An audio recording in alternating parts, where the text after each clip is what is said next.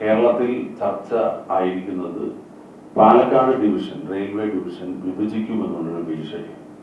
ഇപ്പൊ ഏതാനും മാസങ്ങൾക്ക് മുമ്പ് ഇതുപോലെ ഒരു ആലോചനയും വാർത്തയും ആ രൂപത്തിൽ വന്നത്. ഇത് കുറച്ച് കാലങ്ങളായിട്ട് തുറന്നു വരുന്നതാണ്. പാലക്കാട് ഡിവിഷനെ വിഭജിക്കണം, മംഗലാപുരം ആസ്ഥാനമായിട്ട് ഡിവിഷൻ വേണം എന്ന് അവിടെയുള്ള ആളുകൾ ആവശ്യപ്പെടുന്നുണ്ട്. അവിടുത്തെ ഉദ്യോഗസ്ഥ തലത്തിലും റെയിൽവേയുടെ ചില ഉന്നത ഉദ്യോഗസ്ഥരും അതിനുള്ള ചരടുവലി തുടങ്ങിയിട്ട് കുറച്ചു കാലമായി. പക്ഷെ ഇപ്പോ വിളിച്ചത് ഒരു യോഗമായിട്ടാണ്.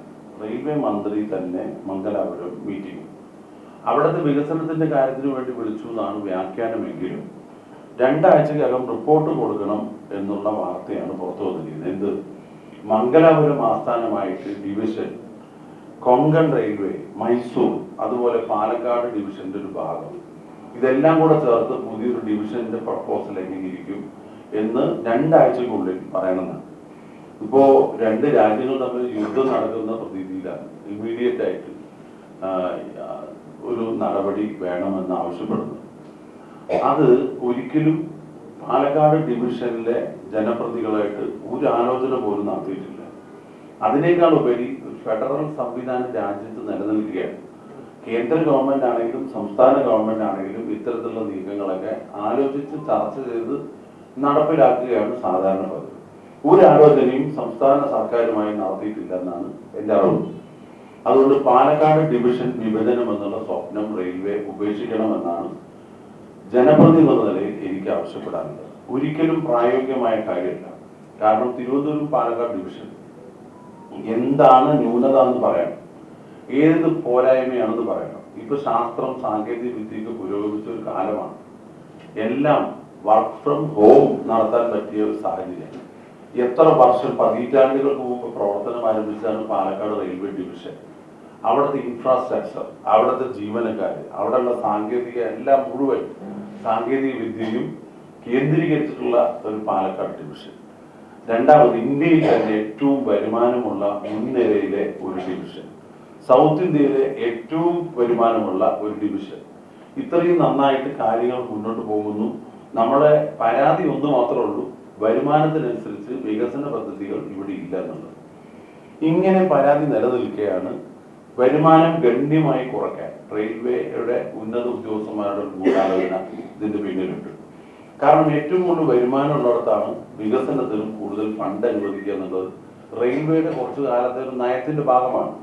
ഇവിടെ ഗുഡ്സ് ട്രെയിനുകൾ ഉൾപ്പെടെ ഇത് കമേഴ്സ്യൽ ഇൻകം, യാത്രക്കാരെന്ന ടിക്കറ്റ് മാത്രമല്ല, എല്ലാ അർത്ഥത്തിലും ചരക്ക് ഗതാഗതവും ഉൾപ്പെടെ നമ്പർ 1 ആണ് ദക്ഷിണേന്ത്യയിൽ പാലക്കാട് ഡിവിഷൻ. ആ ഡിവിഷന്റെ വരുമാനം അനുസരിച്ച് ഇവിടെ തുക ചെലവഴിക്കേണ്ടതുണ്ട്. അത്രയും തുക ചെലവഴിച്ച് ഇവിടെ നടത്തുന്നില്ലെന്നുള്ള ആക്ഷേപം ഞങ്ങൾക്ക് നിലവിലിരിക്കെ ഈ ഡിവിഷനെ മനഃപൂർവ്വം വിഭജിച്ചുകൊണ്ട് വരുമാനം ഏറ്റവും പിന്നിലാക്കി ഇവിടുത്തെ വികസന പ്രവർത്തനത്തിൽ തുരങ്കം വയ്ക്കാൻ രാഷ്ട്രീയമായ ഒരു നീക്കം തന്നെ ഉണ്ടോ എന്ന് സംശയിക്കേണ്ടിയിരിക്കുന്നു. കഴിഞ്ഞ KPCC ക്യാമ്പ് എക്സിക്യൂട്ടീവ് വയനാട് നടന്നു. ആ വയനാട് ക്യാമ്പിൽ ഞാൻ അവതരിപ്പിച്ച പ്രമേയമുണ്ട്. അത് ഐക്യകണ്ഠേന ആ പ്രമേയം അംഗീകരിച്ചു. KPCC കേന്ദ്ര ഗവൺമെന്റിനോടും റെയിൽവേ മന്ത്രാലയത്തോടും പാലക്കാട് ഡിവിഷൻ വിഭജിക്കരുത് എന്ന് ശക്തമായി ആവശ്യപ്പെട്ടിട്ടുണ്ട്. അത്തരത്തിലൊരു നീക്കം ഉണ്ടായാൽ കേരളത്തിലെ എല്ലാ MP-മാരെയും മുൻനിർത്തിക്കൊണ്ട് പങ്കെടുപ്പിച്ചുകൊണ്ട് ശക്തമായ ബഹുജന പ്രക്ഷോഭം നടത്തുമെന്നും KPCC മുന്നറിയിപ്പ് നൽകിയിട്ടുണ്ട്. ഇപ്പോൾ മംഗലാപുരത്ത് വികസിക്കേണ്ടെന്നോ മൈസൂർ വികസിക്കേണ്ടെന്നോ ഞങ്ങൾക്ക് യാതൊരു എതിരഭിപ്രായം. അത്തരത്തിൽ എല്ലാ ഭാഗത്തും വികസിക്കണം. പക്ഷെ നിലവിലുള്ള സ്റ്റാറ്റസ് നമ്മുടെ കേരളത്തിന്റെ ഏറ്റവും പ്രധാനപ്പെട്ട വരുമാനമാണ് റെയിൽവേ. ഇവിടെ നിങ്ങൾക്കറിയാം, ഇന്ത്യയിൽ തന്നെ ഏറ്റവും കൂടുതൽ ടിക്കറ്റ് എടുത്ത് യാത്ര ചെയ്യുന്നത് നമ്പർ 1 കേരളത്തിലാണ്. അപ്പൊ ഇത്രയും റെയിൽവേയുടെ വരുമാനം വർദ്ധിപ്പിക്കുന്നതിന്, അതുപോലെ ഏറ്റവും ജനകീയമായി ഏറ്റവും കൂടുതൽ ജനങ്ങൾ യാത്ര ചെയ്യാൻ വേണ്ടി, സാധാരണക്കാരായ ആളുകൾക്ക് യാത്ര ചെയ്യാൻ വേണ്ടി ഉപയോഗിക്കുന്ന ട്രെയിനുകൾ, ഇതെല്ലാം കൊണ്ടും പാലക്കാട് ഡിവിഷനെ ഒരു കാരണവശാലും ഉപേക്ഷിക്കാൻ കഴിയും. അപ്പോൾ ഈ നീക്കം റെയിൽവേ ഉപേക്ഷിക്കണമെന്നും അല്ലാത്ത പക്ഷം ശക്തമായ പ്രതിഷേധം ഉണ്ടാകുമെന്നാണ് എനിക്കും അറിയിക്കാനുള്ളത്.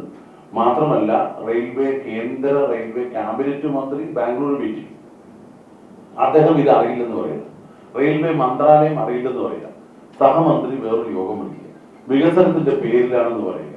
അപ്പോ 14 ദിവസത്തിനകം റിപ്പോർട്ട് വേണമെന്ന് ആവശ്യപ്പെടുക. ഒരു വലിയ ഭീഷണി നിലനിൽക്കുന്നുണ്ട് പാലക്കാട് റെയിൽവേ ഡിവിഷന്. അത് രാഷ്ട്രീയത്തിന് അതീതമായി ഈ നാട്ടിലെ എല്ലാവരുടെയും ഒരു കൂട്ടായ്മയോടുകൂടി നിലനിർത്താൻ വലിയൊരു പോരാട്ടം നടത്തേണ്ടി വരും. അതിന് ജനപ്രതിനിധികളുടെ നിലയിൽ തീർച്ചയായിട്ടും ഞാൻ മുൻകൈ എടുക്കും എന്ന് അറിയിക്കുക.